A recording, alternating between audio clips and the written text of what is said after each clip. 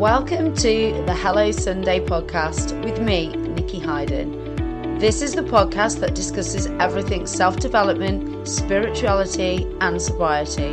And it wouldn't be me without a little sprinkling of humour. Whether you are just starting out on your journey of self-development or have been exploring these topics for years, are completely alcohol-free or just curious about living a more sober lifestyle, this is the podcast for you. Each week, I'll be exploring topics in both solo episodes and with some amazing guest experts. So if you like what you hear, then please subscribe, rate and review. So with that said, let's dive into today's episode.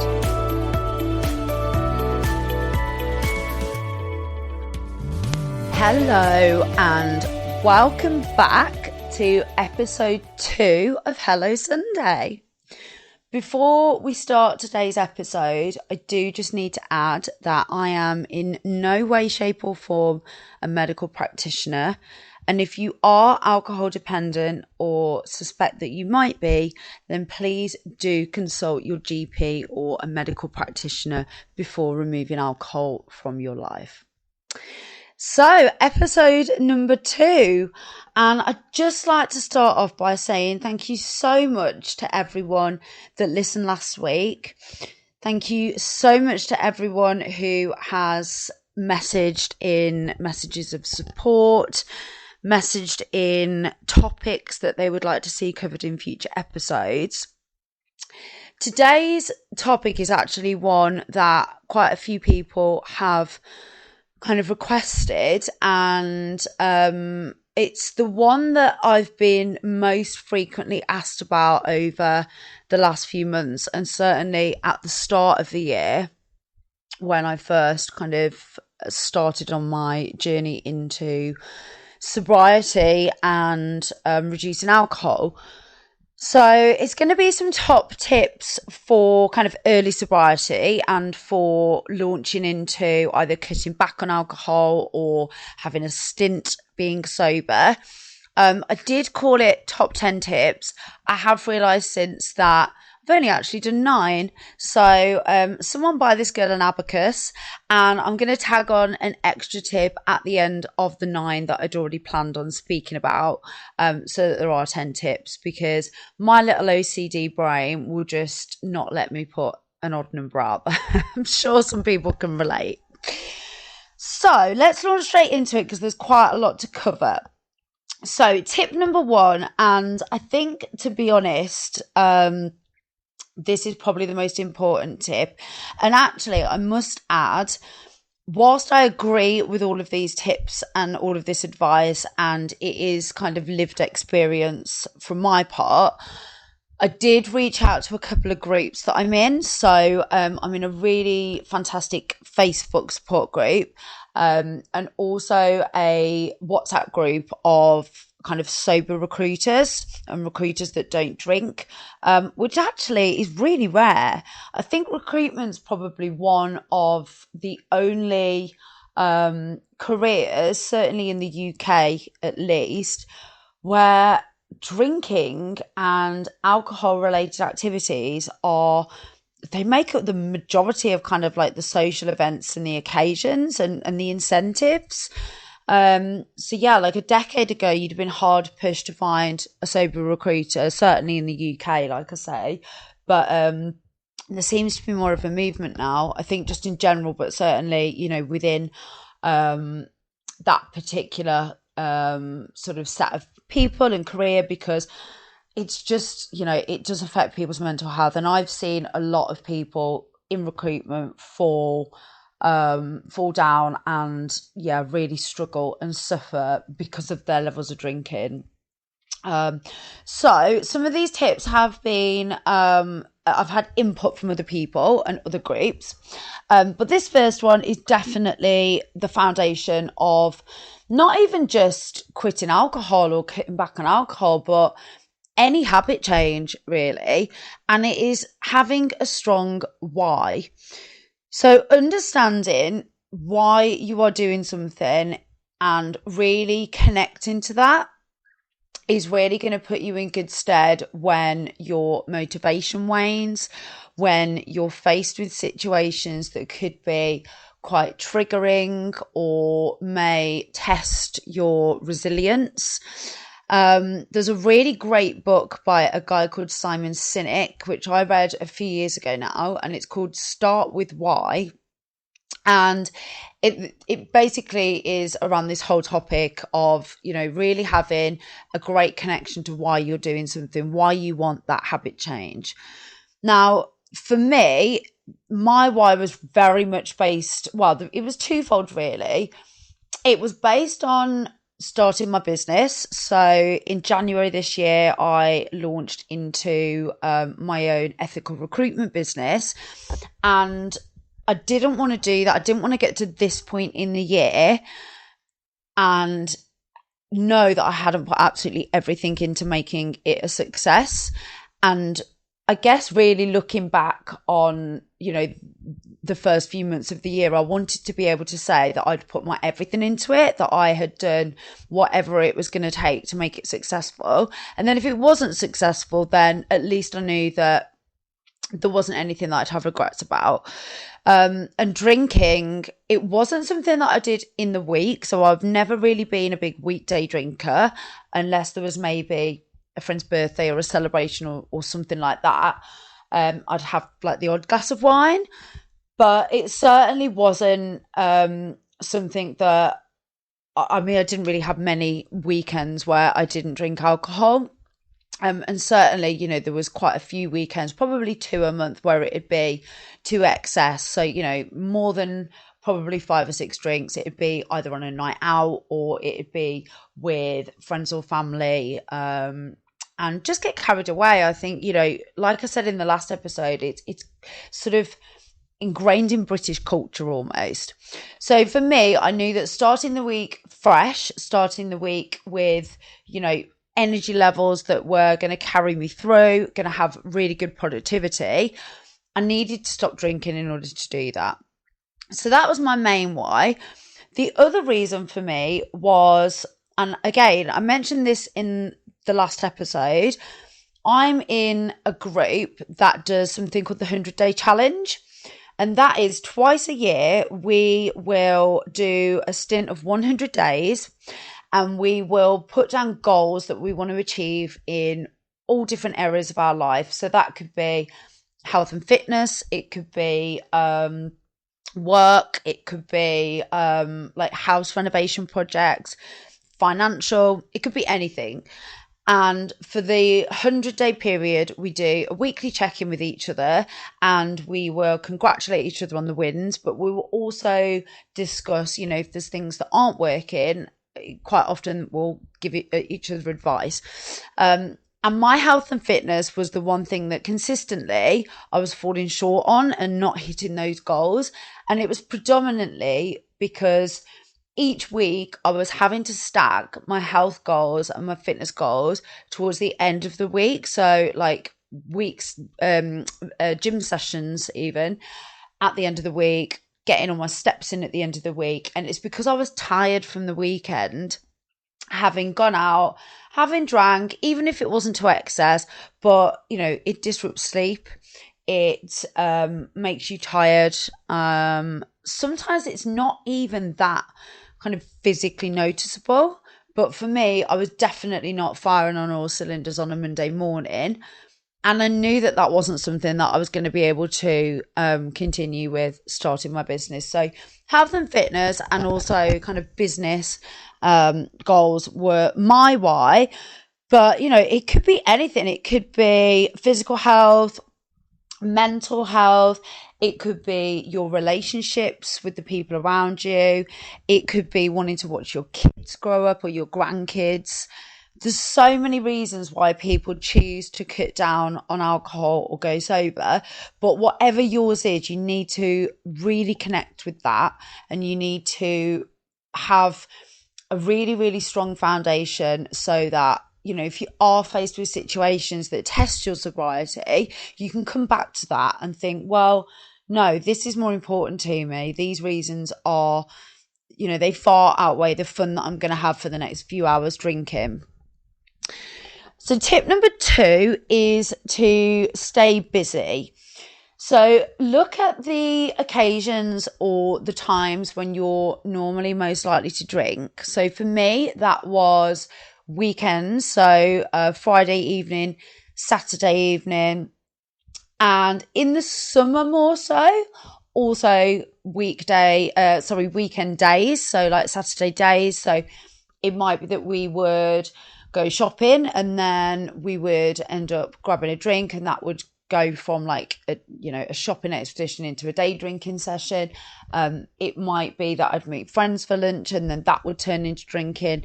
So for me, keeping busy and making plans and making them specifically around the times when you would normally drink was really important, especially in those first few weeks where you are, finding your groove and getting into it and having a complete mindset shift. So it might sound a bit sad to some of you, but Friday nights are now my cleaning night if I'm at home. So I actually really enjoy cleaning. I really enjoy putting on a podcast and just going through room by room, and then waking up on a weekend morning on a Saturday normally, and the house is fresh and it smells good, and I know that I've got the weekend free to do what I want. So that took up my Friday night, and normally by the time I've finished that, it's not at a point where I'd normally have started drinking anyway because it's quite late. So for me, cleaning has been a really good kind of substitute and fill in, something that I've got into the habit of doing on a Friday. But, it could be anything. You could take up the gym. You could decide to join a running club maybe, or just anything that's going to be a hobby. I know some of the people in the Facebook group that I'm in, for instance, do things like they'll take their dog on an extra long walk, or they will go out and see a friend, but make sure that it's a kind of a really sober activity that they're doing. There's so many things that you can do that will replace activities where alcohol was involved, or will stop you from getting bored on those occasions. So plan things, keep busy, make new rituals, maybe even just do something like, a little spa night at home. So having a bath, putting on a face mask, just anything that's going to basically take your mind away from the normal habit that you would have of drinking. Now, number 3 is a little bit of I guess it's a tricky one because it's alcohol-free drinks. Now, for me, alcohol-free drinks have been an absolute godsend because they are something that have replaced, the normal habit of alcohol. So on a Friday evening, when I've finished cleaning, if I do want to drink something, or if my husband is drinking, then I'll just grab an alcohol-free beer or maybe an alcohol-free Prosecco. Didn't actually drink that much alcoholic Prosecco when I was drinking, but I haven't really found a good alcohol-free wine. So if anybody knows of any, I'm all ears. But having something, the Tanqueray 0% gin is actually a really good substitute if you have it with tonic and fresh lime. So that's also a nice one. But yeah, having alcohol-free drinks to hand is a good one. However, what I would add is I've spoken to people that have had more of an issue with alcohol and more of a dependency. And for them, it's been quite triggering to have something that tastes like alcohol. So each to their own. I think you need to weigh it up in your own mind. And if you need to completely stay away from anything that tastes like alcohol, and you know that is going to be particularly triggering from you, then maybe avoid the alcohol-free substitutes.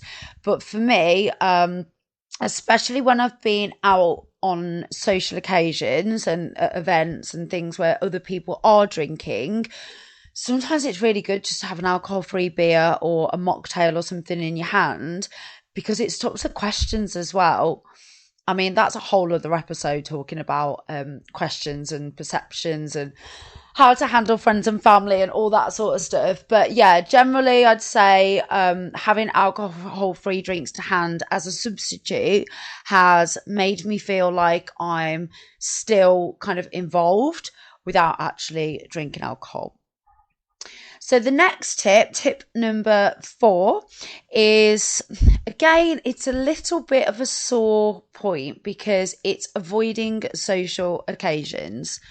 Now, you might think, well, why would I avoid social occasions when, there's going to be social occasions when I'm sober, and if I avoid them altogether, then surely when I start going back out again, I'm just going to be inclined to drink. But hear me out. I'm not saying you need to avoid social occasions forever.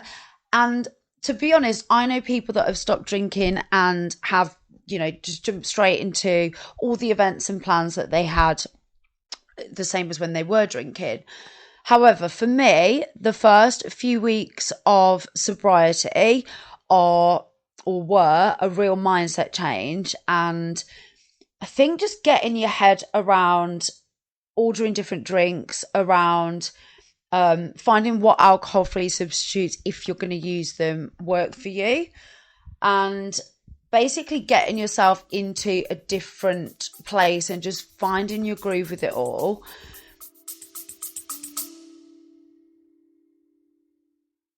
For those of you that are regular listeners to the show, or maybe you know me personally, you won't have been able to get away without hearing me talk about Simprove. Simprove is a scientifically backed, water-based probiotic drink. You drink it daily and it has been scientifically proven to help with things like bloating, IBS symptoms, pain. It was actually a dietitian friend of mine that introduced it to me last year, and I honestly wouldn't be without it now. It's helped with my energy, with my bloating, it's helped with my immune system, and also things like my skin. The list is honestly endless. Now, I have got a code for you. So if you'd like to try Simprove, you can get 50%, that's a massive 50% off your first 3-month subscription by going on to simprove.com and putting in the code Nikki50. That's NIKKI50, or clicking the link in the show notes. For me, going out and being in social situations that were particularly triggering before I'd actually kind of got my own head around this change, I think it would have been a little bit too much. Now, I did actually have my birthday in the first 2 weeks of the 100 days. So I did go out for my birthday. We do normally go away for my birthday, but because I had, we got married abroad at the end of last year, we'd made the decision to not go away this year. And so my husband took me out for a lovely dinner and I drove, and he had drinks. He had a couple of drinks. I mean, he's not a huge drinker anyway. And, I'm not here to control anyone else's behaviour. And I was fine with that because it was just the two of us. There was no pressure. And also not having to wait for a taxi in the UK weather in January was brilliant. So the decision to drive actually really benefited. But I think if it was kind of a bigger occasion in those first 2 weeks, it probably would have been a bit of a struggle and probably quite a challenge. So each to their own with this one, but I would say avoiding social occasions, maybe just for the first 30 days, just to get into kind of the swing of things yourself and get your head around this change. For me, that was definitely something that helped. So the next one kind of feeds into that a little bit, and it's all around identity change and the language that you use. Now, this again doesn't just apply to cutting out alcohol. This could apply to stopping smoking, starting a fitness routine. It could be cutting down on sugar. There's so many habit changes that we make, or behavior changes that we try and make in our lives, that this is applicable to. But I think especially when you're talking to other people, it's really important to look at the language that you use.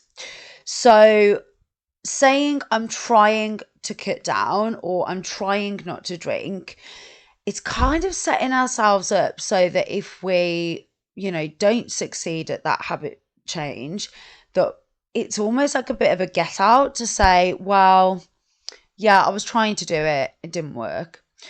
Whereas if you change that language to I'm not drinking right now, or I've gone sober, or I'm no longer drinking, or I'm doing 100 days without alcohol, that in itself is a really powerful mindset change for yourself.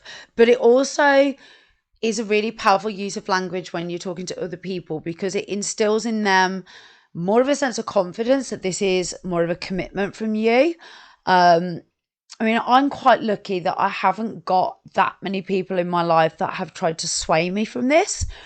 But I've spoken to loads of people where if they've said to their friends, oh, I'm trying not to drink, they'll say things like, oh, go on, just have one and then you can, go on to alcohol free, or just have one shot, or, essentially trying to challenge them. So I think if you're really kind of steadfast in your decision and you really want to stick to it, changing your language, and by doing that, essentially changing your identity at its very core to being somebody who is not a drinker or not a drinker right now, is really powerful. So I would definitely advise you to look at the language that you're using, and that's with, overtly and externally to other people, but also when you're referring to yourself, or kind of the thoughts around the behavior change when you're thinking of it yourself. Now, the next one is a concept that I wasn't really that familiar with before I joined the Facebook group that I was telling you about. But it's something called Play It Forward. And it's essentially playing forward the scenario in your head, whether you, I guess, drink or don't drink. So whether you, have one set of behaviors or another. So for me, that looks like, if I've made plans the next day, for instance, looking at, well, if I have these drinks, what's likely to happen? I'm probably going to want to drink some more. That's probably going to go on until, midnight or beyond. Probably going to cancel my plans tomorrow. And it just wipes out the next day. I mean, I don't know that many people my age, kind of mid to late 30s, that don't struggle with really, really awful hangovers the day after a big night. Even just a few drinks. If I've had large glasses of wine, I can feel it the next day. So playing it forward and looking at the scenarios of, if I don't drink, I'm going to wake up fresh. I'm going to commit to my plans and stick to them. I'm going to have a great day. It's going to be productive. I'm not going to be a letdown. Versus if I do drink, what will happen? It's having that moment of stopping and thinking and actually looking at something consciously, rather than just engaging in the behavior subconsciously. And actually, that pattern interrupt can just make you think twice in the first place. I mean, who wants to be hanging out their asshole having committed to a morning gym session with a mate or breakfast with the family? So play it forward, think how you want to feel, and normally that's enough to kind of make you think twice. So the next one, again, wasn't actually my own tip, but it's definitely something that I am in agreement with. And that is not having any other big life changes, certainly big life changes that are in your control, at the same time that you're trying to change another behavior. So that could be things like changing jobs. It could be things like entering into a new relationship. It could be a house move. Essentially, you're trying to create as much stability in other areas of your life so that you are setting yourself up for success, so that this is the only big change that you're making at that point. And obviously there's going to be things that, come up out of our control from time to time. There's going to be things that we're just unforeseen. But I think with this one, it's really important to try and reduce the stress in your life and the events that might trigger stress, and therefore that you're going to react to by wanting to reach for a drink. You see it in like films and movies all the time, and they kind of glamorize it, and it just pissed me off, to be fair, because somebody will come home from work and kick off their shoes and grab a beer to relax. Somebody will grab a glass of wine, or if they're super hardcore, it'll be scotch on the rocks. But those aren't the only ways to relax. And I think just by reducing your stress levels and not introducing other big life changes or events at the same time is definitely setting yourself up for the best success. So what I thought was number 9, which is actually number 8, is leaving events when you've had enough. And also, I think I'll just add on to that as well, that for me, that is certainly in the first few weeks, is not committing to being the designated driver for everybody as well. So the bonus of not drinking, if you do drive, is that you can leave events when you want. You can leave social occasions when you've had enough. And whilst it might be tempting to nominate yourself as the group's nominated or designated driver, that to ensure that you aren't tempted to drink is a great thing, but also it does mean that you have to stay there until everybody else is ready to leave. And trying to get drunk people to leave a social occasion is a little bit like herding cats. And trying to get them to do that when you're sober can be really bloody annoying. So I think if you're trying to stay strong in your sobriety, being everyone else's designated driver is great. But for the first part, at least, I would probably try not to commit to that, because then you've got the flexibility to leave when you want. You can do a backdoor boogie, and, waking up fresh the next day with everybody else's texts telling you how hanging out of their arse they are. It's a pretty smug feeling, I won't lie. So I think trying to set yourself up for success again and being able to leave those events when you want, letting your friends know that you may leave or not. You don't have to tell people in advance. I know there's been occasions where it's been, someone's birthday or a specific event where you might just want to, let them know that you might not be there all evening. But having the ability to just go is a really great thing. And then maybe when you've got a bit stronger in your sobriety, or you're a bit further along in your journey and you do feel comfortable, you can be everyone's designated driver. But yeah, for me, just having that ability to leave when I wanted was really important, and still is now. And then the final one that I'd pre-prepared is just start. The amount of times that I've heard from people, oh, I can't start, I've got my friend's wedding next month, or, oh, it's my mum's birthday, or, oh, it's my dad's auntie's pet goat's bar mitzvah. There's always going to be a reason why it's not ideal to start. There's never going to be the perfect time. Life will happen. Social occasions will happen, whether you're sober or not. And so you just need to get used to it. Or, you can cancel or say no to things if you don't feel like you're going to be able to go and not get triggered or not be swayed. I think sometimes you just have to weigh up what's more important. But honestly, just starting is the best thing that you can do, and I promise you're not going to regret it. I've never met anybody that has embarked upon this journey or cut back on alcohol and said that they regret it. Every single area of my life improved, everything. And yeah, it's just a case of starting. It really is. There's never going to be the ideal time, and life's going to happen. And sometimes you just have to prioritize and decide what is more important to you. And then number 10, which I'm going to add now because I do think that it's a really important one, is try and build up your network of support. Now, this is a whole episode again. I'm going to get probably a guest speaker on to talk about this because I think it's an absolute minefield. And I know it really does depend on your circumstances, and it does depend on, you know, whether your family are heavy drinkers, whether your friendship groups are heavy drinkers. I'm fortunate that I've got a couple of friends that are also experiencing or embarking on more of a sober lifestyle.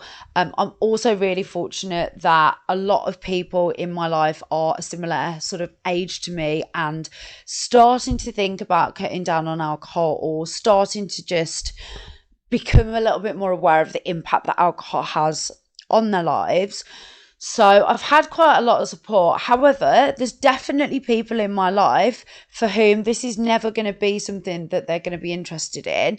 And maybe, you know, whether they know it or not, there are comments made. There are things that are inadvertently or passively aggressively said, which, you know, aren't that supportive. But then it's not necessarily going to be the immediate circle of people in your life or the people that you're in touch with, you know, day to day. So co-workers, family, immediate friends that are going to be the best support. And like I said, I've joined and actively seeked out Facebook and social media groups. I now follow people on Instagram and on social media platforms that are sober accounts, and just finding those like-minded people makes you feel less alone and gives you that kind of strength and support in times where you are feeling a bit weaker, or there are things, you know, maybe you're going to an occasion that you haven't done sober before and you're not quite sure how to navigate that. And it really does help. So getting a good support system around you, you know, reach out to me. There's so many ways and means of finding people that are outside of your immediate circle. Don't make it a reason not to start just because the other people around you aren't willing to do this or aren't looking to do this, or it's just not something that they you know, want to embark upon at the moment. I feel like I've used the word embark a lot. But yeah, that is honestly probably one of the best tips that I have, is that support is honestly, it's just, you can't understand how important it is, especially at the first part. And I say especially at the first part, I know people that have been sober for years and they still reach out to those groups for support. And if you are more on the scale of alcohol dependency, then, you know, professional support, medical support, AA. I know lots of people that have really benefited from more structured support and structured groups.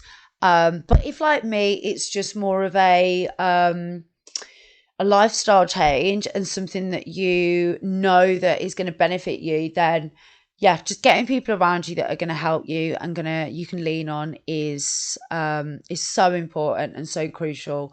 And you won't realize how important it is until you find them. And often they'll become lifelong friends as well, which is just great. So those are my tips. Again, if anybody wants to chat about anything, if you want to reach out for advice, or you've got comments, anything that you want covered in future episodes, then please do reach out. My personal Instagram inbox is always open, and so is the Instagram inbox for the podcast, which is at Hello Sunday Pod. And if you keep listening, at the very end there is also the email address as well that you can email into. So thank you so much, and I hope you all have a great week, and I really look forward to coming back into your ears for the next episode.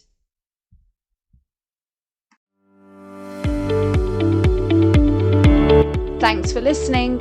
You can find us on Instagram at Hello Sunday Pod, or you can email us on hellosundaypod@outlook.com. Have a great week.